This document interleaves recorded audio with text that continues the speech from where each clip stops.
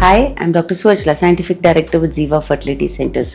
When there is a history of tubal disease like tuberculosis or previous surgeries that were conducted on the pelvic area, or there is a history of pelvic inflammatory disease, it is suspected that these could be the reasons for tubal blockages. There are many ways of diagnosis and management, and we'll talk about them.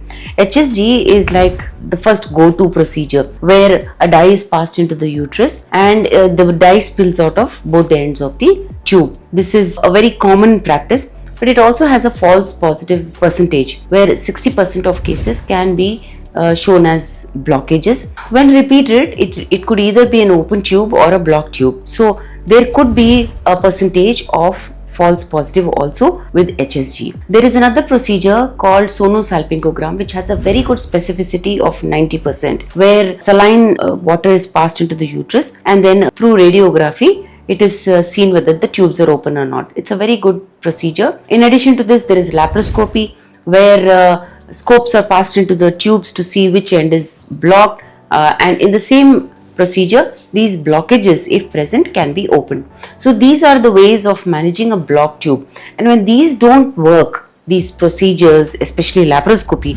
doesn't work in helping us open tubes, then there are other ways of managing them. Tubes which are blocked are not good to be treated for intrauterine insemination when a patient is trying for pregnancy, because the tubes are blocked. The chances, especially if both are blocked, the chances are very low. If one is blocked and that side of the ovary has an egg growing, there is a chance of pregnancy and IUI can be conducted. But if both sides are blocked, then IVF is a very good method when all these procedures, HSG, laparoscopy, sonosalpingogram, have failed, and IVF does not need tubes to be patent or functional. The eggs are grown in the ovaries, the eggs are extracted and mixed with the partner's sperms, and embryos are created, transferred back into the uterus. So it is a very good way of managing bilateral tubal damages, blockages which are not resulting, which are the cause of infertility. If you wish to understand more about this, please feel free to contact us. Thank you.